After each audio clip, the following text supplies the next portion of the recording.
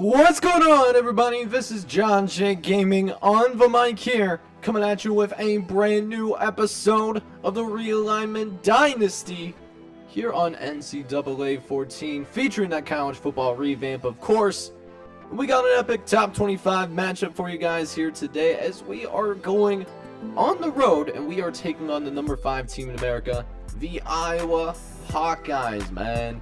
And Iowa comes in 10-1 overall, 7-1 in their conference. We're 9-2, so I mean, we're a pretty nice team ourselves, but Lee Corso is going to be rocking with us. But either way, should be a great atmosphere that we're going to go up against. A huge test for us, our biggest game of the season yet. We've only played 2 teams that are currently ranked in the top 25, us and Stanford, and we lost to Stanford on the road. So, you know, this is going to really test, just how good we are. This will be a great measuring stick. So it's going to be a good one here, man. Make sure you go ahead, smash the like button, hit subscribe if you have to be brand new. I'm also going to do like an end of season update, do a little bit of a recruiting update, to see where your custom guys are doing. And with that, I'll see you guys on the field. Let's get it done, fellas. Alright, boys, so here we are on the road, taking on the number 5 team in America, the Iowa Hawkeyes, man. So it is so important that we get off here to a really good start. And plays like the one that Brandon McNamara just made are going to really help out our cause, man. It's really important that we get off to a good start here. We cannot get into a big hole against Iowa. It simply cannot happen. Like plays like this, 3rd and long, we can't have that happen to us. But we'll see if our quarterback can bail us out, but he dumps it off to Kendavius Richardson. So, well, it was a decent drive to get us going. It was not necessarily the drive that I was looking for. And this was what I was worried about, man. Big hole here early on. Iowa showing why they deserve to be in this 8-team college football playoff at the end of the season. Already down 17-0. This is where we find out if we deserve to belong to the playoff, and that's not going to help. We throw it right to Flowers, man. And as if Iowa doesn't need any more help, we set Iowa up inside their own 20 as we threw right to them, trying to get it out to John McDaniels.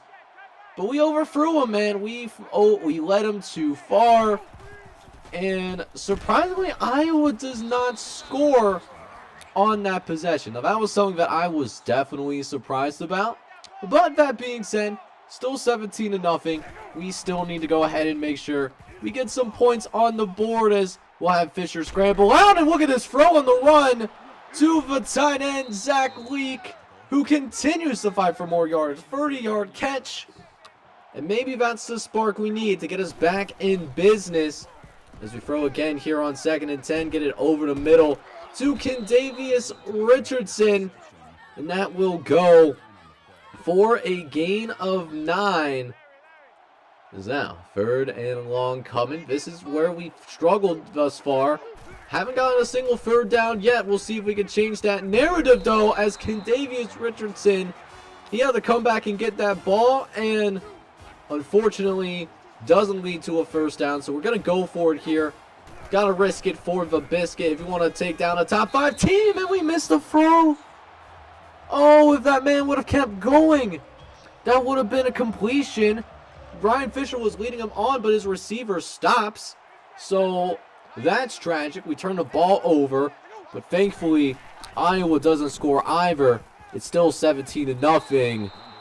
But this punter, man, that Iowa has is pinning us really deep so far, man. So, I mean, we got a lot of yards that we need to pick up before we even start getting thinking about putting some points on the board as we try to do something right here. And wow, that's how we get intercepted. That's crazy. As we try to throw it deep to the right-hand side and gets caught off the deflection. So that's how we turn the ball over a 2nd time. Just really not having good luck today thus far as we jump into the 2nd half of play. Despite everything that's happened in the 1st half, we're still only down 17-0. We can still come back and win this game. But this comeback Setting that tone starts right now. We got to score on this drive. We'll see if our offense can deliver. Still with the goose egg on the board at this point of the game. 3rd and 6. As Setzer will go ahead and move into motion. As we'll drop back. Looking around. Going to throw it over to Dejon McDaniels. And McDaniels picks up the first down. Haven't said his name much. Gain of 10 though. And it keeps the chains moving. But we need another big play from our offense. Another big 3rd down. As Fisher had some time in the pocket, but runs out though. And that's going to be a sack.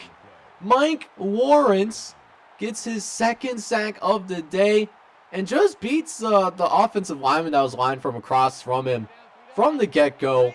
We had to punt the football away on a 4th and 20 plus. And Iowa does manage to score once again. So down 24-0, but Brandon McNamara with a potential spark right there. Biggest play of the game. 46 yards. And we are back in business. Looking for some points. Fisher down the middle and finds the tight end, Zach Leak. And now a chance to finally get this goose egg off the board. 3rd and goal. Fisher, 4 wide set. He's looking, but no one to throw it to except Steve Jordan, who can't reach the end zone. 4th down coming up.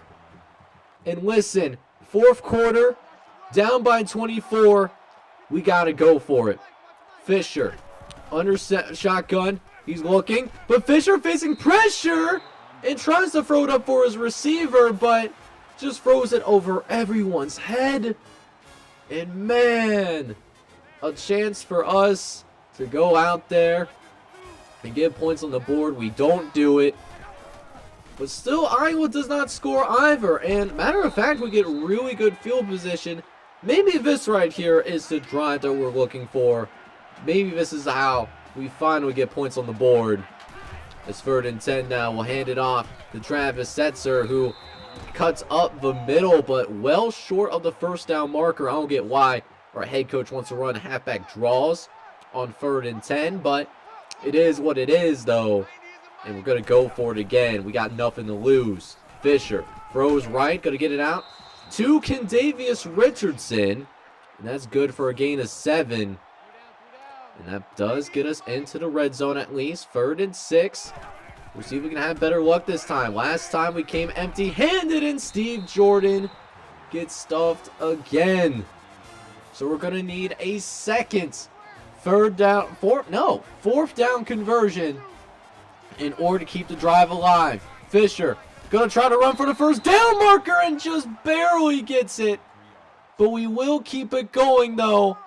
Don't call it a comeback yet, as Fisher lines up under shotgun. Hands it off to Setzer, who runs it in the end zone. Touchdown, Trojans. And the goose egg finally gets off the board. And not only does that goose egg get off the board, but Travis Setzer, man, actually sets the single season record for most rushing touchdowns in a year. That was his 18th. And we'll also go for 2 points here, and we actually do convert, which does takes us into a studio update where Houston and Texas just started to get things going. Texas, another team that is vying for a college football playoff spot, they come into this game ranked number 3 in the country, and they are taking on a Houston team that will not be bowling 4 and 7. So we'll have to see how that shakes out, but we got to jump back into our game though. We're down by 2 possessions. Less than 3 minutes left to play. We need a drive from our quarterback. Can he orchestrate one? Fisher looking. Going to try to throw it deep downfield, but he overthrows him, and that's nearly intercepted. Oh, we had receivers open, but we overthrew him, unfortunately. We're going to have to do this without our starting tight end. He bruised his ribs. We won't see him for the rest of his drive as Fisher looks for the 1st down, and we telegraphed where we're going with that football. And Chris Wilson, reading the eyes of the quarterback, gets a turnover on downs. Should have been game over, but we get a fumble. So we do get an extra possession, and Kendavius Richardson takes advantage, nearly gets into the end zone, but is going to be stuffed by the 1 yard line monster, made famous by GG9. If you know, you know, man. But we got to rush up to the line of scrimmage quickly. No huddle. No time to play around. And sure enough, we find a man in the end zone. Travis Sanders. And we still need to go for that 2-point conversion. But if we get it, it's a one-possession game. And we got free timeouts too. So let's see if we can do it. Need this 2-point conversion in the worst way. 4 wide set. Free to the left. Fisher looking over the middle. Finds Deshaun McDaniels. And it's a one-possession game. And if we get a chance with the football, we have a chance to win this game. But unfortunately, the cookie simply does not crumble that way. We will end up falling 24-16. But a great effort by our guys. Alright, man. So we take that loss. But can we talk about this rally that we made? We were down 24-0. Going into the final quarter, we got 16 points in the final quarter of play. If we had that ball one last time, we had a chance to pull it off, but we didn't do enough in those first 3 quarters, man. It was a tough blow. We're going to take our 3rd loss of the season. And this was a difficult game for Ryan Fisher, man. He took a lot of shots in this game. Threw the ball 55 times today, 371, touchdown and 2 picks, but got sacked 6 times. That is a ton of blows for your quarterback to take. Now, for the running game for us, we've kind of had to ignore for a lot of the second half. I mean, it's not like Travis Seltzer was that great, 12 for 47 and a touchdown. Ryan Fisher, though, from all of those sacks that he took, negative 47 yards rushing today. It was absolutely brutal to watch. And even Deshaun McDaniels, man, he been one of the more consistent players on our team. He only ends up with 4 catches for 25 yards. Other players had to step up, like Travis Sanders, who found the end zone. He had 9 for 61. Zach Week, he did not find the end zone, but he ends up with 6 catches, 129 yards to go with it as well. Kendavius Richardson also ends up with an okay game. He actually sets the single season for, I believe it was either for both catches and receiving yards. He ends up with 8 catches and 68 yards in this one. So at least he had a record-breaking day, but tough look for us as we cannot knock off the number 5 team in the country on the road. But that does take us to the end of the regular season, and this is what the top 25 polls are shaking like going into conference championship week. Now, there are still 2 undefeated teams left. USC, they're going to be playing Wisconsin, or at least they're the only 2 teams that are left undefeated in the national champion, or at least in the top 25. Other teams that are in the top 8 that would make the college football playoff if the season ended today includes Texas, Iowa. You also got Oklahoma, who is going to be one of 2 teams not playing in the conference championship game. Texas A&M's in there as well. Georgia Southern's in at number 6, and then Alabama at the last spot is currently sitting at number 8 in the country. They would have the final spot. But with the 2 teams not being in a conference championship game, other teams to watch out for that are outside of the top 8, you got Arkansas, that's number 9, and then you also have teams like Nebraska, Auburn, California, Clemson, who actually has a conference championship game, so they have a chance to go ahead and improve their resume before the final selection. Navy is in there at 10-6, and then UCF, who does play number 6, Georgia Southern in their conference championship. Our teams that are in, the top 25, got us there at number 19. We're still up in there, even though we did lose to Iowa in our last game of the season. And it looks like there is no newcomers to this top 25 list.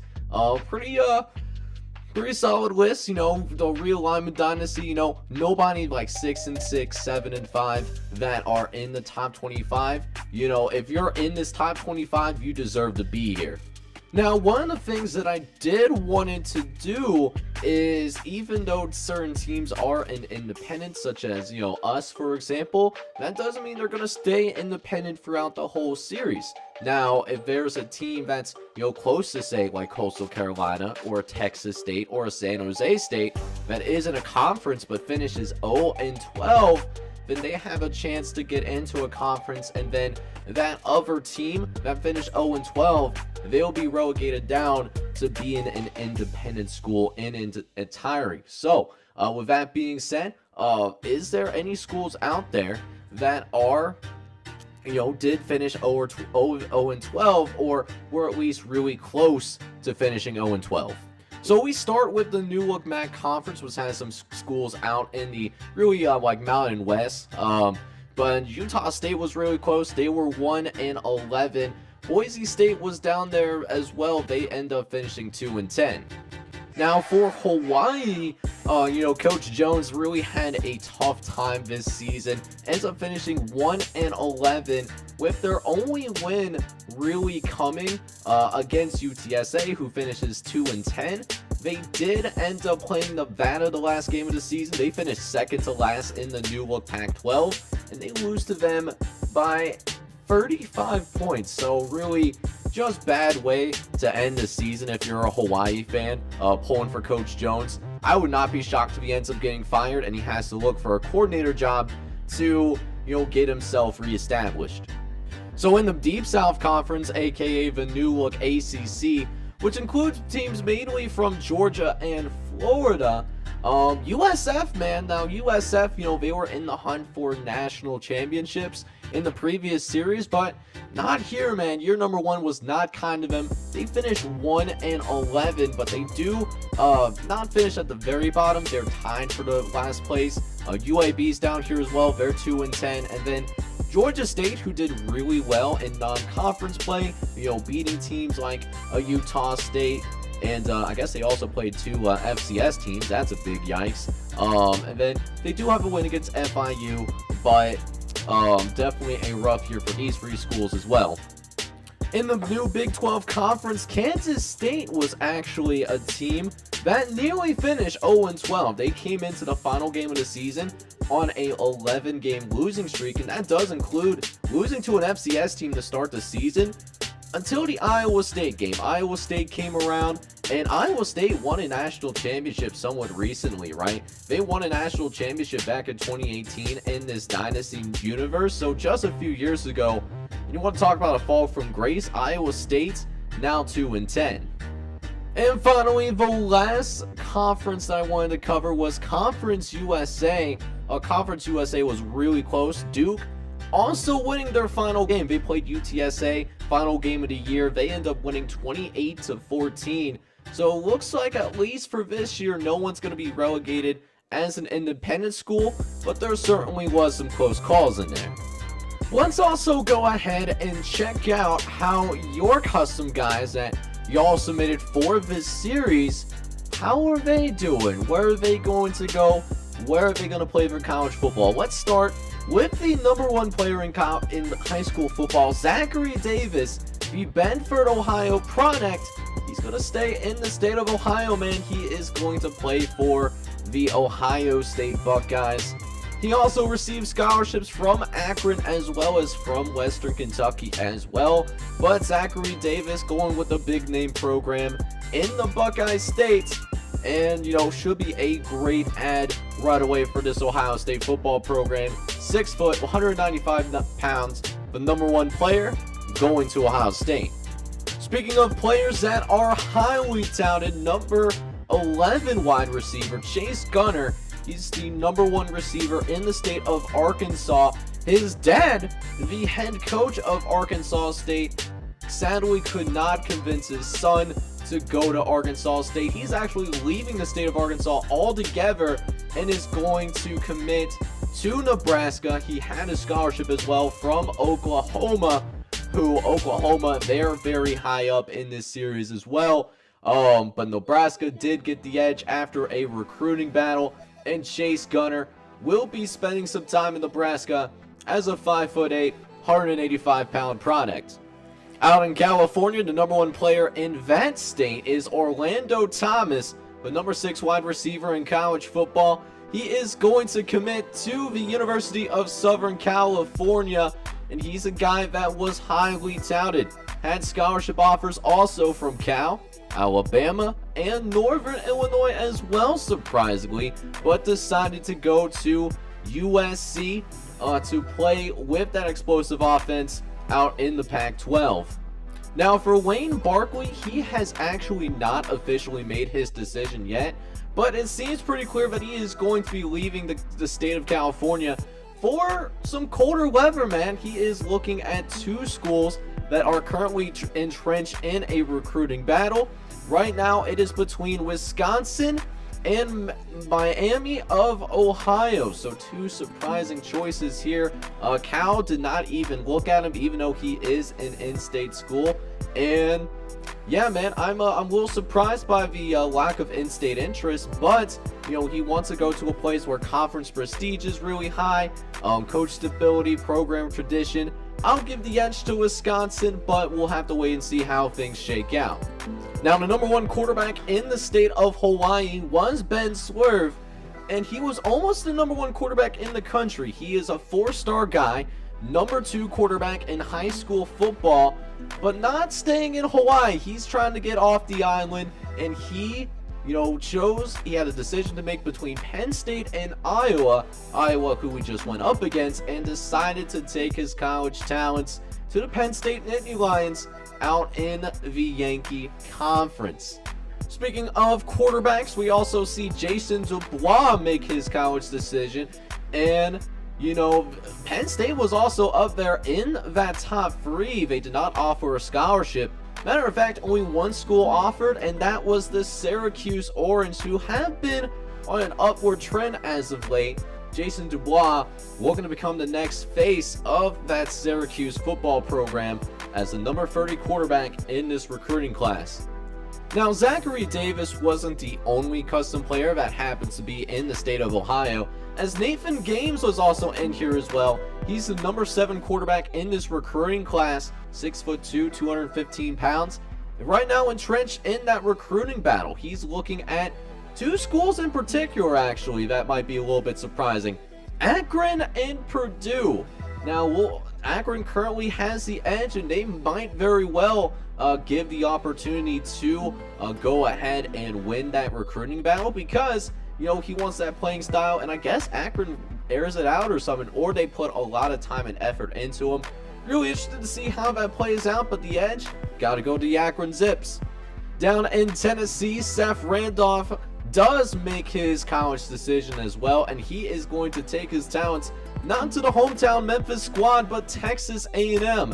Since despite the fact that they're a 4-star prospect, he only had 1 scholarship, and that's the Texas A&M. We'll see how it shakes out for him, but at 6', 200 pounds, should be a pretty good player for that Aggies program, especially considering he's the number 6 player in this recruiting class. And finally, the last custom player that I wanted to talk about with you guys is Alexander Volomov from Lusk, Wyoming. He's at 5'11", 225 pounds. He was the 45th ranked kicker in this recruiting class, and he is leaving the mainland United States to play for the Rainbow Warriors of the University of Hawaii. Did not have any other scholarships, so that will be a nice pickup for Coach Justin Jones, as he was indeed for a kicker for next season. So that's going to wrap things up here, and I hope you enjoyed the comment. If you did, make sure you go ahead, smash that like button. Also, hit subscribe if you happen to be brand new to the channel as well. Next time out, we are going to take a deeper dive into this college football universe. Going to take a look at some of your custom guys that were left over from the Coach Dynasty series. Have the college football playoff selection show to see officially what top 8 teams do make it to the college football playoff, and then go through bowl season, man, as well as find out where our Troy Trojans are going to be going bowling, since at 9-3, I feel pretty good about our bowl game chances, right? So, gonna leave that for next time, but in the meanwhile, I hope you guys are out there having a good one. Take care, everybody.